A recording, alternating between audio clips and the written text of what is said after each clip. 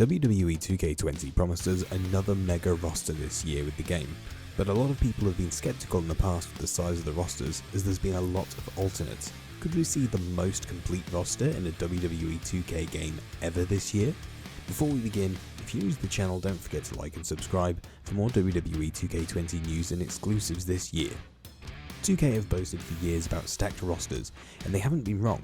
In WWE 2K18, there were 184 unique superstars to play as, including the DLC offerings. If you included the alternate versions, such as the 5 different versions of Sting, that number went up to 213.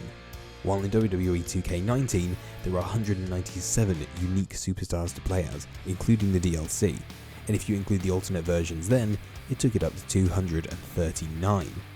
Those rosters are huge, but this year, the count could go higher again, owing to the change from the DLC packs to the Originals content.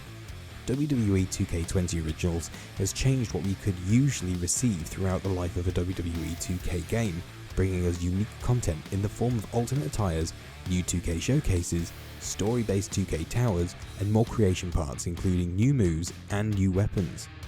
So this year, rather than receiving a Legends pack and a Rising Stars pack, we could see something unprecedented: the new superstars on the disc.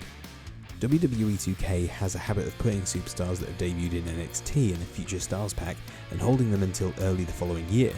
A lot of players were annoyed with this as they wanted to use those superstars as soon as they bought the game, often turning to the Creation Suite and the creators to get those superstars via the community.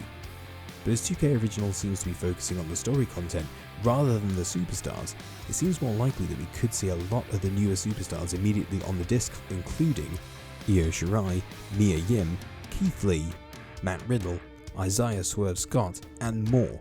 The potential for this roster to feature newer superstars seems a distinct possibility with no ukes and only one studio working on every aspect.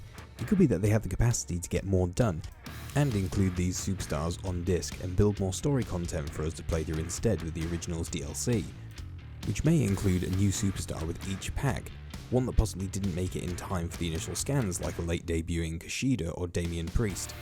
It also means that we could see a fleshed out NXT UK roster as well, with superstars like Rhea Ripley, Toni Storm, the Grizzled Young Veterans, and Imperium.